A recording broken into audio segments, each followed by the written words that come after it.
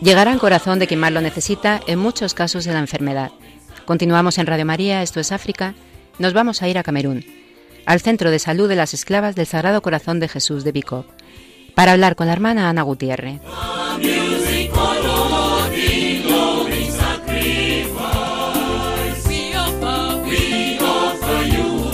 La Congregación de las Esclavas del Sagrado Corazón de Jesús fue fundada en 1877 por Santa Rafaela María y su hermana Pilar. Encontraron su fuerza en el descubrimiento de Jesús Eucaristía y en la espiritualidad de San Ignacio. La Eucaristía, los tiempos de adoración y los ejercicios espirituales de San Ignacio son los pilares de su carisma, que cuidan de manera muy especial. Reparar, Eucaristía, adorar y espiritualidad ignaciana. Que su ser y obrar sean de tal manera que sus vidas lleguen a ser como deseaba San Ignacio, instrumentos dóciles en las manos de Dios. Hoy existen cerca de 1.200 esclavas en 130 comunidades y 22 países.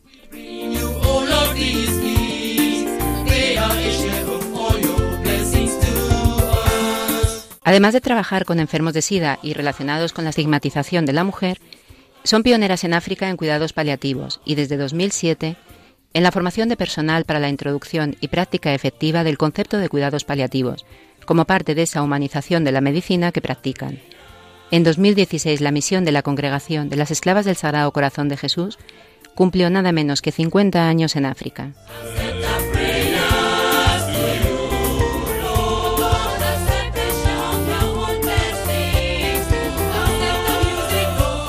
La hermana Ana Gutiérrez es, además de religiosa, médico y directora del centro de salud que esta congregación tiene en Bikop, al sur de Camerún.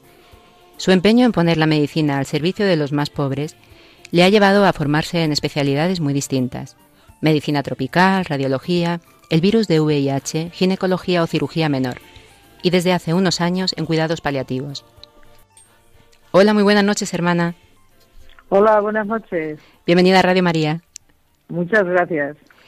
Hemos hablado en la introducción un poquito sobre el carisma de su congregación, pero nos gustaría que nos contara cuál es la presencia de las esclavas del Sagrado Corazón de Jesús en África y muy especialmente en Camerún. Bueno, en África estamos presentes en este momento en 3 países, que es República Democrática del Congo, Camerún y Guinea Ecuatorial. En concreto, en Camerún nosotros tenemos 3 comunidades. Hay una que es la comunidad de formación al cuñado para las hermanas que hacen estudios después de los primeros votos, que está en Yaoundé. Tenemos otra comunidad en Saint-Melima, hacia el sur de Camerún, donde tenemos una escuela infantil y primaria.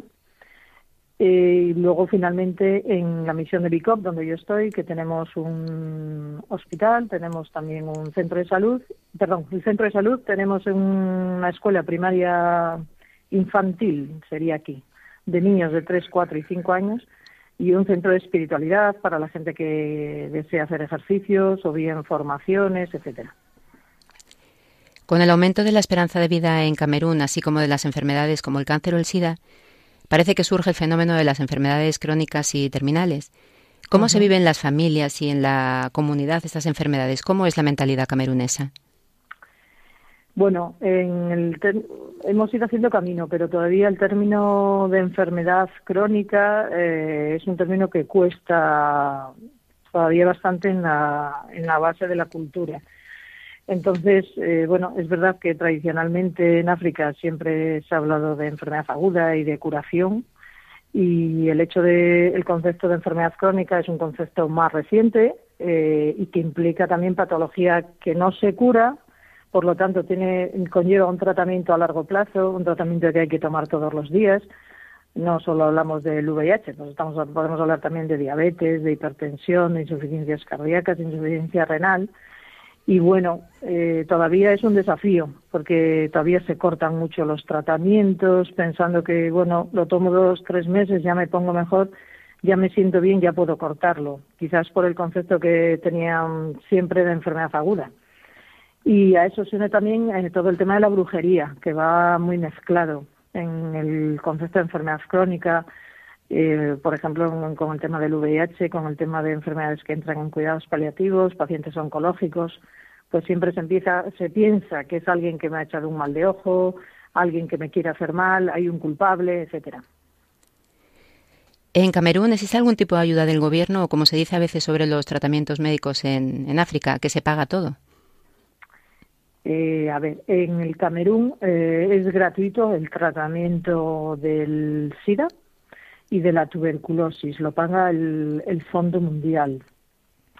En teoría también sería gratuito el tratamiento de la malaria para niños menores de 5 años, pero eso en la práctica luego es verdad que no es verdad. Y el resto de enfermedades, como usted bien dice, se paga todo. ¿Cómo acompañan desde su centro de salud al enfermo crónico o al enfermo terminal?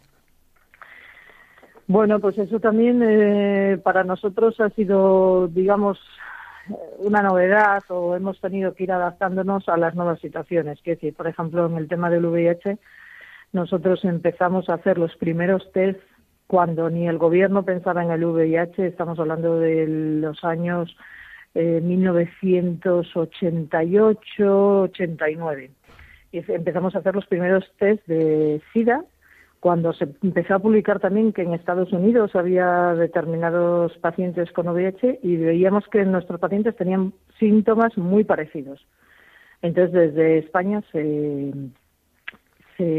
elaboró un proyecto junto con la Conferencia Episcopal Italiana y nosotros éramos el primer centro a nivel rural y había otro centro en Yaoundé, también un hospital católico, que empezamos a hacer los test. De ahí a luego, pues igual 8 o 10 años más tarde, se empezaron a ver, se daba el tratamiento simplemente para las oportunistas, cotrimoxazol fundamentalmente. Pero no había, por ejemplo, antirretrovirales. Los antirretrovirales en el Camerún se han introducido en el año 2007. Entonces, ahora, digamos que íbamos siempre haciendo enfermedad aguda. Ahora llegamos a los crónicos y son, pues lo que digo, pacientes a largo plazo, pacientes que tienen efectos secundarios de los tratamientos.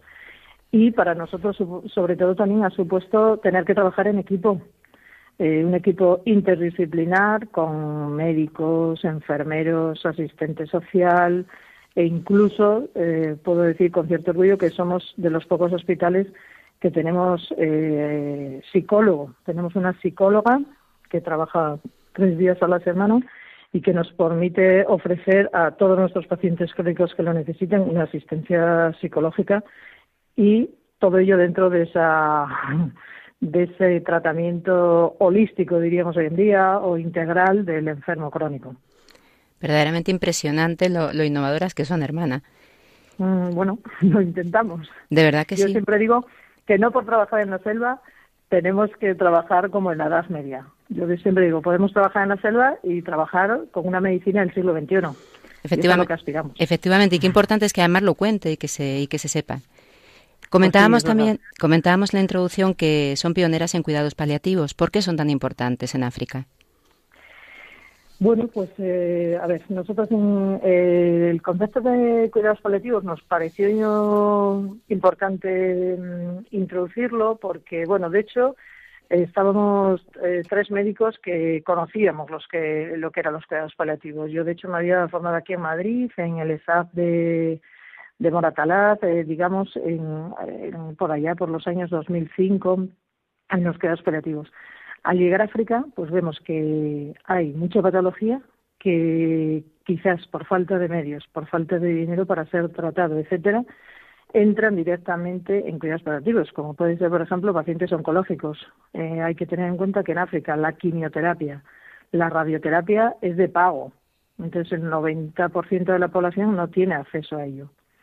Pensemos también en patologías que igual aquí entran en cuidados paliativos al final, como pueden ser insuficiencias cardíacas ya muy descompensadas, insuficiencias renales, insuficiencias hepáticas, cirrosis, etcétera, que aquí entran en cuidados paliativos muy al final de la vida. Pero hay que tener en cuenta que en África entrarían mucho antes, porque una insuficiencia renal, lo mismo. En todo el Camerún hay muy pocos aparatos de diálisis y son de pago. Cada sesión cuesta unos 10 euros. Entonces hay que tener en cuenta que a veces el sueldo base en Camerún son 50 euros, con lo cual si yo me tengo que pagar 10 euros 3 o 4 días a la semana es impensable para la mayoría de la población, con lo cual entrarían en cuidados paliativos de entrada. Y luego también, por supuesto, hay enfermedades que que son agudas, pero que van mal, y estoy hablando, por ejemplo, de tuberculosis y de VIH-Sida, que bueno, en África se consideran candidatas a cuidados paliativos. Aquí no, porque hay muchas líneas de tratamiento y la gente es mucho más, digamos, cumplidora. El problema que tenemos en África a veces es que las personas nos cortan los tratamientos, se vuelven resistentes y, por ejemplo, en el caso del SIDA, en este momento solo tenemos 2 líneas de tratamiento, cuando aquí hay 10 o 11. ¿Y ahora cómo se lleva todo esto a la práctica? ¿Cómo es el día a día? Quiero decir, ¿cómo realizan esos tratamientos, a veces en condiciones tan difíciles, como sin agua, sin luz? Pues así es. Nosotros generalmente los cuidados paliativos los empezamos bien en la consulta, porque viene un paciente en consulta externa, o bien en hospitalización, pero bueno, aunque le queden 2-3 meses de vida muchas veces, el ideal no es que se pase esos 2 o 3 meses en el hospital, sino que intentamos estabilizarlos y que vuelvan a su hogar. El problema en África es que, o en Camerún en concreto, el 90% de las viviendas no tienen agua potable, no hay luz, etcétera. En la zona rural donde yo estoy, por ejemplo, la mayoría de las viviendas tampoco tienen baños, con lo cual la gente tiene que salir a unas letrinas detrás de la casa. Y hay que imaginarse un paciente oncológico, por ejemplo, también lo que supone para nosotros el desafío, que a veces le dejamos pues con una sonda nasogástrica o con una sonda urinaria en una choza en mitad de la selva. Pero bueno, no es imposible, lo hacemos y funcionan bien. Y educamos a la familia para que la puedan vaciar, para que le puedan alimentar por la sonda nasogástrica, para que usen una cuña, por ejemplo, para la orina, etcétera. Pero no cabe duda que bueno, nos enfrentamos a retos importantes cada día. Han creado la rama camerunesa de la organización Paliativos Sin Fronteras, una guía de cuidados paliativos. ¿Qué iniciativas realizan para fomentar y difundir la importancia de los cuidados paliativos en la sociedad africana? Pues sí. Bueno, desde el principio para nosotros, que empezamos, como muy bien ha dicho usted en la introducción, en el año 2007, primero tuvimos ahí 3-4 años que simple casi era estudiar el terreno, estudiar cómo podíamos introducirlo, estudiar el contexto, cómo podíamos llegar. Entonces, a partir del año 2011, sí que vimos claro que lo primero era formar a los profesionales sanitarios en el concepto de los cuidados paliativos. Y hemos hecho ya 7 jornadas anuales con una asistencia media de 50 personas a cada jornada, médicos, enfermeras. Hemos formado en 3 provincias distintas del Camerún, en distintos hospitales públicos y privados, religiosos. La mayoría, hay que tener en cuenta que el 40% de la salud y de la educación en África está en manos de la Iglesia Católica. Entonces, bueno, en muchos hospitales también católicos y demás hemos formado a mucha gente. En este momento hemos formado en total a unas 2.800 personas. Y lo más importante también es que a lo largo de estos años hemos conseguido introducir una asignatura en el currículum de los estudios de enfermería en la Escuela de Enfermeras de Yaoundé y de Kribi, que es otra ciudad del sur del Camerún, de la costa, para que se forme a los enfermeros.